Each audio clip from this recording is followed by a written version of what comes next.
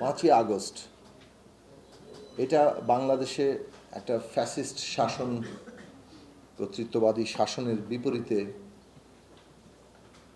বাংলাদেশের জনগণের একটা ঐক্য হিসেবে সামনে এসেছে।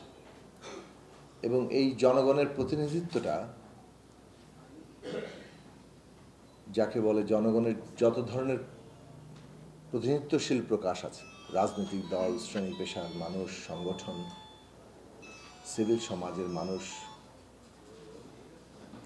সবাই অংশ নিয়েছেন এবং সংগঠিত শক্তিকে ছাড়িয়ে গিয়ে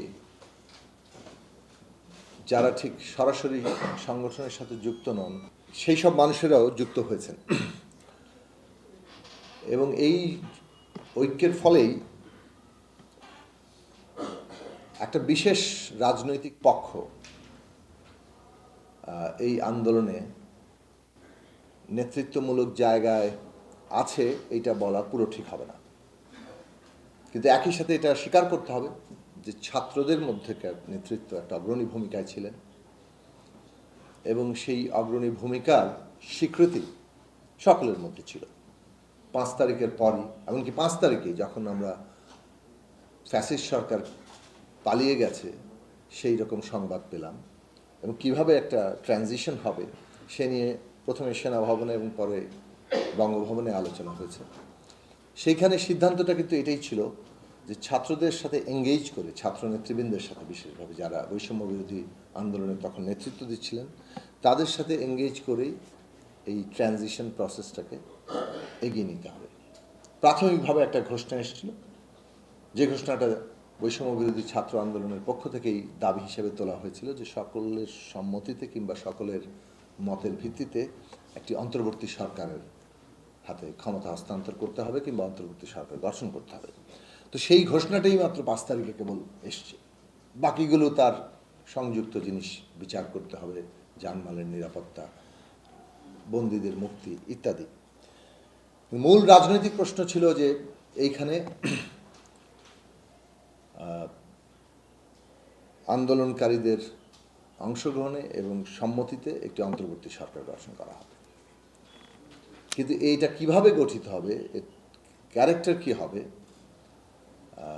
পুরো বিষয়টাই সকলের আলোচনার মধ্যে, কিন্তু ছাত্ররা সেখানে একটা অগ্রণী ভূমিকার জায়গায় থাকবে। তো সেই অনুযায়ী পরবর্তী পদক্ষেপ নেওয়া হয়েছে। কতটা আলাপ আলোচনা হয়েছে, কতটা সকলে মিলে বসে ঠিকঠাক করে সব কিছু এগিয়েছেন, এ নিয়ে প্রশ্ন আছে। আমার নিজের ধারণা যথেষ্ট আলাপ আলোচনা হয়নি, কিন্তু তারপরও একটি সরকার গঠিত হয়েছে এবং সেই সরকারের প্রতি আন্দোলনকারীরা প্রায় সকলেই সমর্থন দিয়েছেন। কাজেই এই সরকারটা এক অর্থে আন্দোলনকারী সকল শক্তির সমর্থিত সরকার। সরকার নিয়ে সমালোচনা থাকতে পারে, তাদের বিভিন্ন পদক্ষেপের আমরা সমর্থন দিব, সমালোচনা করব, সেটা আর একটা ভিন্ন প্রসঙ্গ। কিন্তু সাধারণভাবে এই সরকার একটা ট্রানজিশনের মধ্যে দিয়ে গঠিত হয়েছে এবং একটা ট্রানজিশনকে সম্পন্ন করার জন্য গঠিত হয়েছে। কাজেই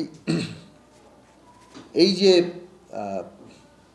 ঐক্যটা তৈরি হলো একটা সরকার গঠনের পেছনে আন্দোলনকারী, সেখানে কনসেনসাস তার পদ্ধতিগত দিক থেকে যদি আমি দেখি, তার প্রধান রূপ সরকারটা কিভাবে চলবে, কিভাবে সে রাজনৈতিক প্রক্রিয়াটি এগিয়ে নিয়ে যাবে, ঐক্যমত্য তার গঠনের মধ্যে থেকেই বেরিয়েছে।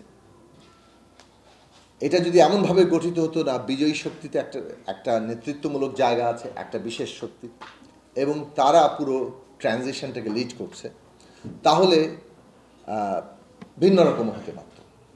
এই ধরনের ঘটনাও এই রকম অভ্যুত্থান কিংবা যে সমস্ত অভ্যুত্থানের মধ্যে একটা বিপ্লবী সম্ভাবনা তৈরি হয়েছিল, সেখানে দেখা গেছে একটা নেতৃত্বকারী বিজয়ী শক্তি আছে এবং সেই বিজয়ী শক্তি পুরো ট্রানজিশনটাকে এগিয়ে নিয়ে যাচ্ছে, বাকিরা হয় সহযোগিতা করছে অথবা বিরোধিতা করছে। কিন্তু এইখানে দেখা যাবে যে বিজয়ী শক্তি বলে যদি অংশগ্রহণকারী সবাইকে ধরা হয়, তাহলে সে অংশগ্রহণকারী সকলে মিলেই একটা সরকার গঠনকে সমর্থন দিয়েছে এবং তার মধ্য দিয়ে যে গঠনগত জায়গাটা তৈরি করেছে যে এই সরকার তার পুরো প্রসেসটাকে এগিয়ে নিয়ে যাবে, তার ভিত্তিটা কি হবে? ভিত্তিটা হবে ঐক্যমত্য কিংবা কনসেনসাস কিংবা সমঝোতা। সেইটা ক্ষতিগ্রস্ত হয় এমন কোনো কাজই আসলে অভ্যুত্থানকে ক্ষতিগ্রস্ত করতে পারে। এই প্রশ্নটি সে কারণে 5 তারিখের পর থেকেই উঠতে শুরু করে, এবং আমাদের দিক থেকে যদি বলি, গত 5 মাসে এক কথাই আমরা বলার চেষ্টা করছি যে ঐক্যমত্যটা হচ্ছে আমাদের ভিত্তি, এবং এইটাকেই অগ্রসর করতে হবে, এর মধ্যে দিয়ে আমাদের ট্রানজিশন সম্পন্ন করতে হবে।